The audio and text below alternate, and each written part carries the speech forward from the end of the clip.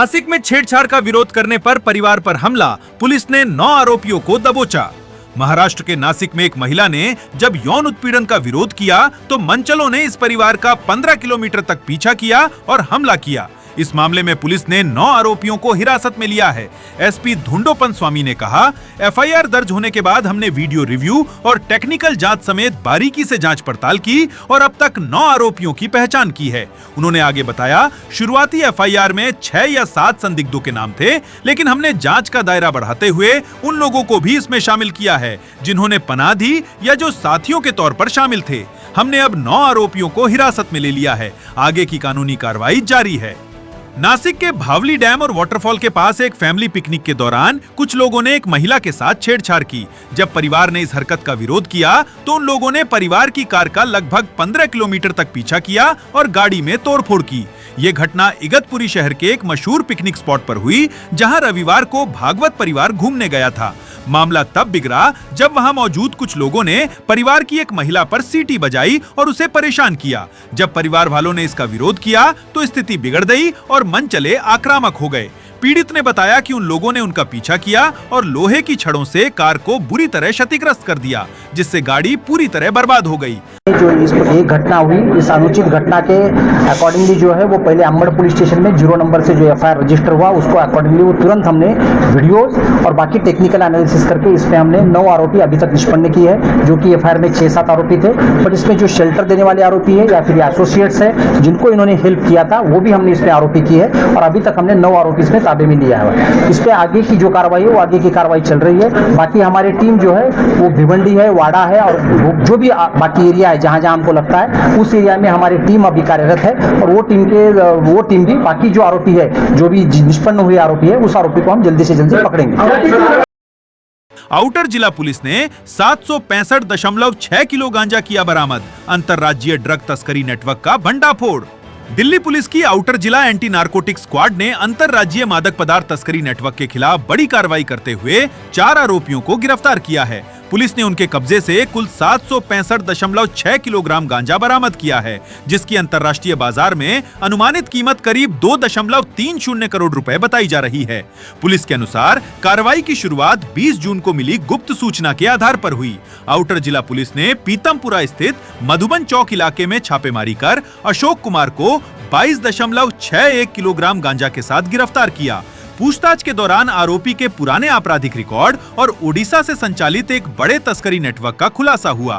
North district के special staff की team ने हिमांशु भाऊ गैंग के 2 शूटर्स को अरेस्ट किया है। ये दोनों ने इन दोनों को, ये हरियाणा के रहने वाले हैं और इनको इस संदर्भ में अरेस्ट किया गया है कि हिमांशु भाऊ गैंग से रोहिणी के एक बिजनेसमैन को मार्च के महीने में थ्रेटनिंग एक्सटॉर्शन की कॉल आई थी, जिसके बेसिस में पीएस अमन विहार में एक एफआईआर भी दर्ज है। हमारे पास क्रेडिबल इंफॉर्मेशन आई थी कि ये 2 लड़के हैं। एक का नाम है प्रदीप उर्फ काली, जो कि 26 साल का है, और दूसरा जुवेनाइल है जिसको हम CCL-A के नाम से जान रहे हैं। ये 16 साल का है।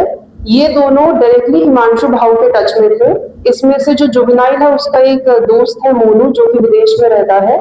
उसके फोन से ये हिमांशु भाऊ से बात करते थे और इनको टास्क दी गई कि इन्हें दिल्ली में आके एक बिजनेसमैन का शूट करके मर्डर करना है।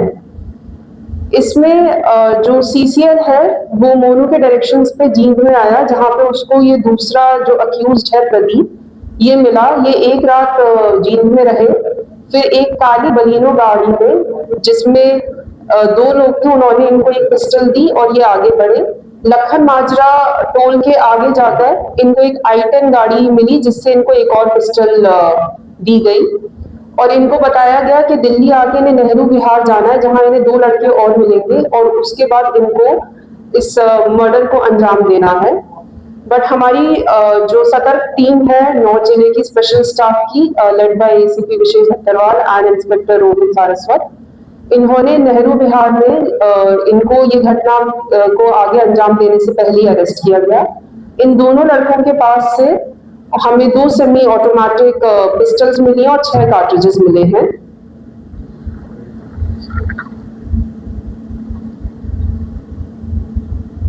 जी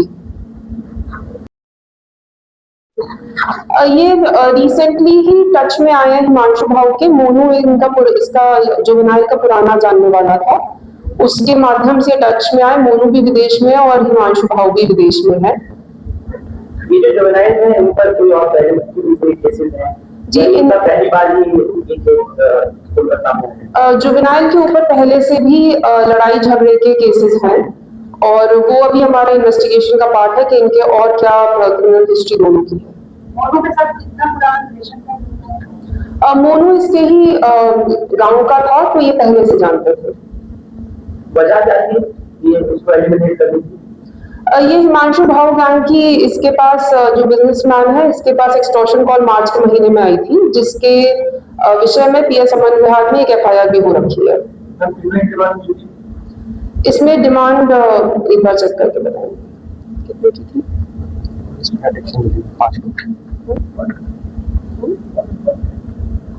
अभी एग्जैक्ट अमाउंट क्लियर नहीं है और इस बिजनेसमैन को पुलिस प्रोटेक्शन मिली हुई थी।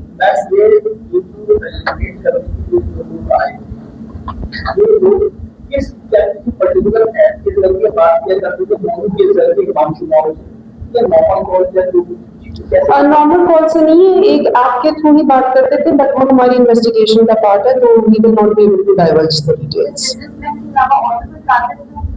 अभी प्रकाश में ऐसा कुछ नहीं आया है, अभी एक ही इनका टारगेट हमें आइडेंटिफाई हुआ है।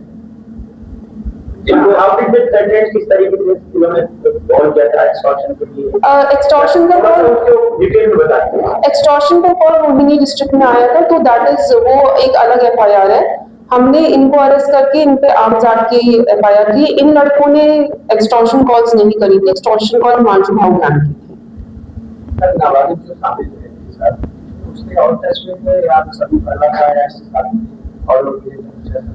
अभी ये इन्वेस्टिगेशन का पार्ट है, बट अभी ऐसा कुछ प्रकाश में नहीं आया है कि इसका एक कोई अपना गैंग था जिसके साथ ये टच में था। अभी बस यही पता चला है कि मोनू करके एक इसके गांव का पुराना जानने वाला था जो कि अब विदेश में है, उसके थ्रू ये हिमांशु भाऊ गैंग के टच में आया। इसको लालच दिया गया कि तुम ये काम करोगे तो तुम्हें पैसे दिए जाएंगे। ऐप के थ्रू ही ऑनलाइन संपर्क था।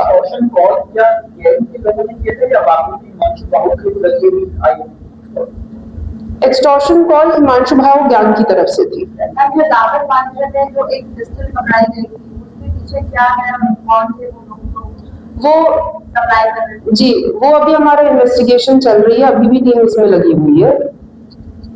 हथियार और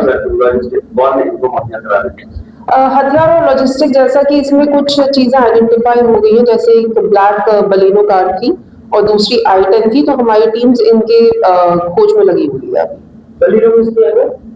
वो अभी हमारी इन्वेस्टिगेशन का पार्ट है। वो राइट। पत्नी की हत्या के आरोपी कांस्टेबल की भी मौत पिस्तल से मारी गोली। राजधानी दिल्ली के मयूर विहार इलाके से आज एक सनसनीखेज घटना सामने आई, जहां पत्नी की हत्या के आरोपी दिल्ली पुलिस के कांस्टेबल मनीष भाटी ने कथित तौर पर खुद को गोली मारकर आत्महत्या कर ली। गोली लगने से उसकी मौके पर ही मौत हो गई। घटना की सूचना मिलते ही स्थानीय पुलिस, वरिष्ठ अधिकारी और फोरेंसिक टीम मौके पर पहुंची। पुलिस ने शव को कब्जे में लेकर पोस्टमार्टम के लिए भेज दिया है और पूरे मामले की गहन जांच शुरू कर दी है। पुलिस अधिकारियों के अनुसार घटनास्थल को सुरक्षित कर वहां से सभी महत्वपूर्ण साक्ष्य एकत्र किए जा रहे हैं। जांच टीम द्वारा इस्तेमाल किए गए हथियार, घटनास्थल की परिस्थितियों, फोरेंसिक साक्ष्यों और अन्य तकनीकी पहलुओं की बारीकी से जांच की जा रही है। शुरुआती जांच में इसे आत्महत्या का मामला माना जा रहा है। हालांकि पुलिस हर पहलू को ध्यान में रखते हुए जांच आगे बढ़ा रही है। जानकारी के मुताबिक कांस्टेबल मनीष भाटी पर अपनी पत्नी प्रियंका भाटी की गोली मारकर हत्या करने का आरोप था। इस घटना के बाद से वो फरार चल रहा था और दिल्ली पुलिस उसकी लगातार तलाश कर रही थी। पुलिस की कई टीमें उसकी संभावित लोकेशन पर दबिश दे रही थीं। इसी दौरान मंगलवार को मयूर विहार इलाके में उसने कथित रूप से खुद को गोली मार ली, जिससे उसकी मौके पर ही मौत हो गई। मनीष भाटी दिल्ली पुलिस के पूर्वी जिले की एंटी ऑटो थेफ्ट स्क्वाड में कांस्टेबल के पद पर तैनात था। वहीं उसकी पत्नी प्रियंका भाटी एक निजी स्कूल में शिक्षिका थीं। पत्नी की हत्या की घटना के बाद ये मामला काफी चर्चा में रहा और पुलिस लगातार आरोपी की तलाश में जुटी हुई थी। ब्यूरो रिपोर्ट, टीम तफ्तीश न्यूज।